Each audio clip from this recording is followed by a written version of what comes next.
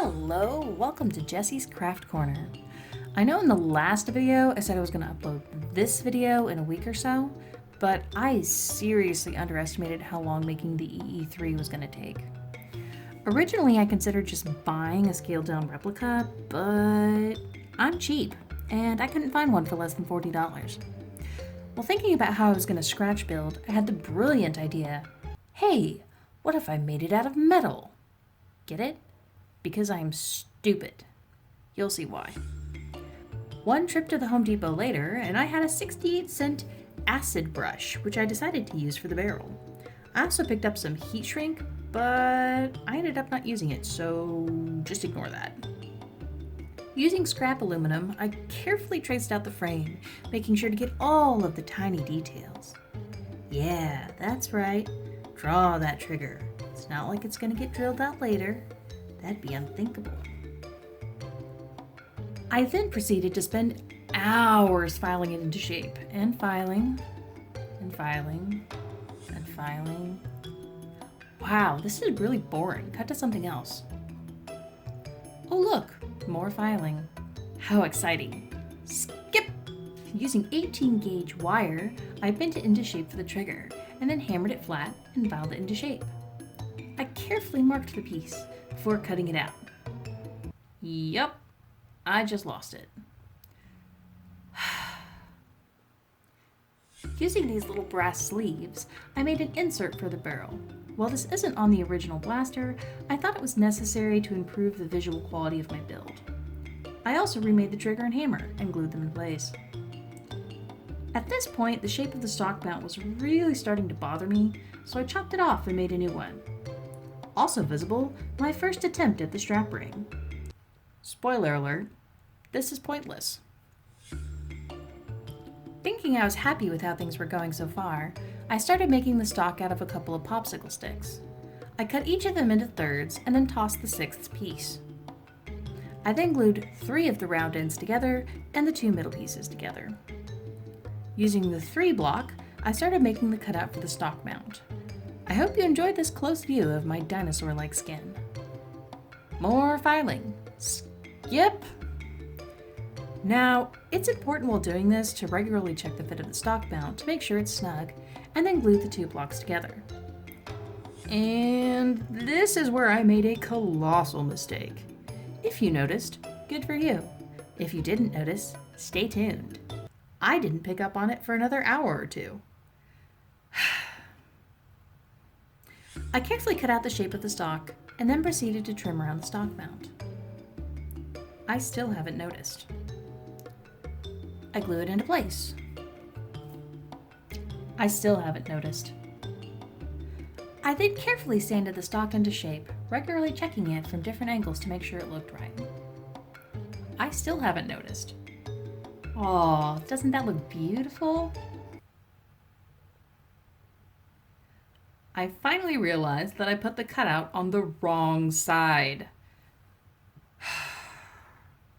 So I removed the barrel and started over.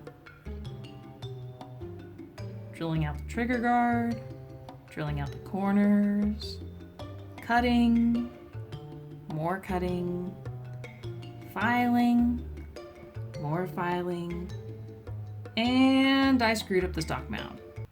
Again. Fail number 1, fail number 2, fail number 3, before finally succeeding at making the outline on my 4th attempt. Awesome. So the successful version was made out of 1/16 inch aluminum with a grip cut from 1/32, and the cylinder built from 2 pieces of 1/8 inch. This is also the point at which the heat shrink was replaced with a leftover piece of the acid brush. And of course, it was all held together with my beloved super glue. At this point, I began the tedious process of shaping the cylinder. I never realized what a pain it is to carve aluminum. If I ever did this again, not that I would be crazy enough to do that, I would probably make it out of steel. I made sure to mark where the outside of the barrel fell so I could get a smooth transition. Still carving. Even with a Dremel, this takes forever. Now that I'm finally happy with the base, I went ahead and glued the barrel into place. Woohoo! Looking pretty good. I remade the stock for the second time, and hilariously, I almost made the exact same mistake. To get a smoother transition between the parts, I went ahead and glued it in place before sanding the side of the stock to match the bracket. Using 24 gauge wire, I made a couple of small circles for the sling rings. These have to be the tiniest eye pins ever made. They are so small, I had a hard time shaping them properly. Wire really doesn't like wrapping around something that's the same width as it is. With a X-Acto knife handle and tiny drill bit, I carefully drilled the holes into the stock and grip frame. Yes, you can drill by hand into aluminum, you just have to be patient and not force it.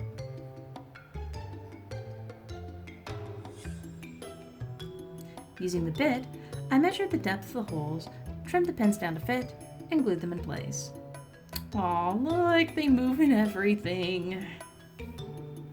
On to tiny details.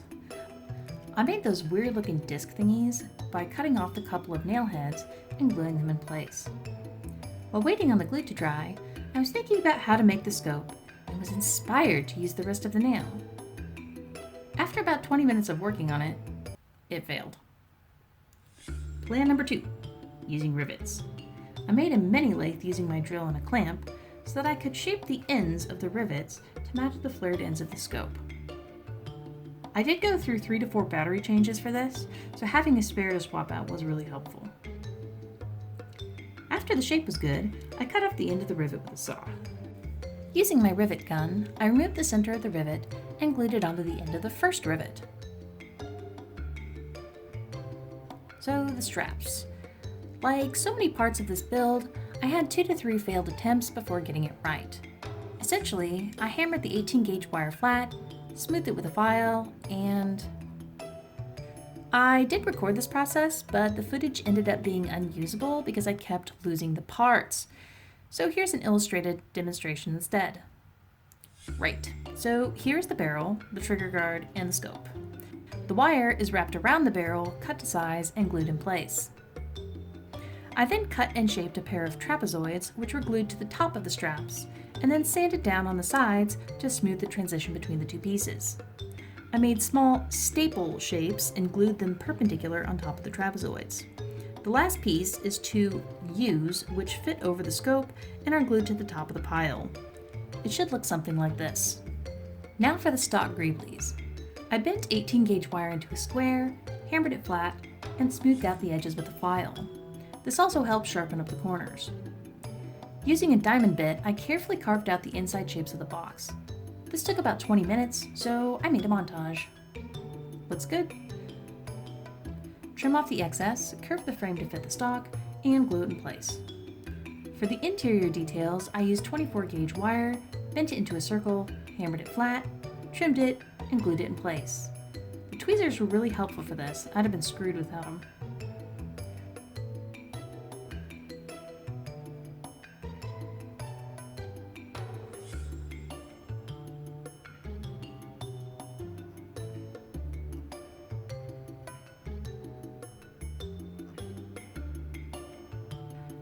For the cranks on the side of the cylinder, I hammered the leftover rivet flat and then began to shape it down with a diamond bit. This was actually one of the easier parts to make, which was a pleasant surprise. Getting in those side grooves, adding more glue, and then attaching the crank. For the little side pins, I used some leftover scraps of 24 gauge. Side note, tweezers also work really well for removing excess glue, as long as you clean them off before it dries. For the small greeblies, which I think were wire covers for antenna plugs on the original model, I used 24 gauge wire, bent it into shape, hammered it, checked the shape, filed it, checked the shape, and then trimmed it down to size. And this time, I didn't lose the parts. For the center bars, I'm using some of my leftover scope straps, which I filed and then drilled tiny holes in. Unfortunately, I did lose these. A lot. I probably made 8, and I only needed 3. Oh well. And checking the fit. Once all the parts were made, it was time to glue. Wow, look at that tweezer fumbling.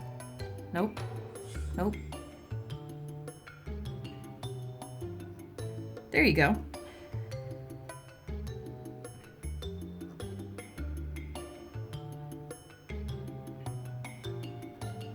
The center details are made with tiny pieces of leftover wire. I took way too long to put these in place, and I had to get more glue.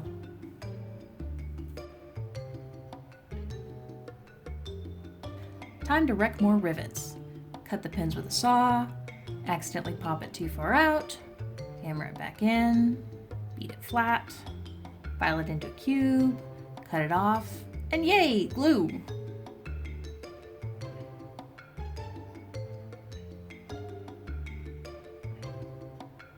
Now for the fun bit, paint. Oh!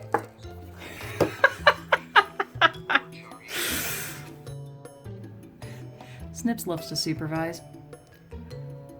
I'd give you the colors I used, but let's be honest, no one else is actually going to do this, so I don't think it actually matters.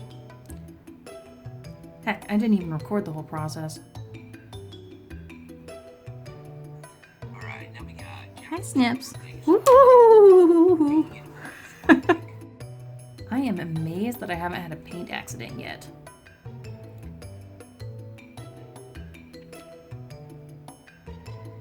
And it's finished.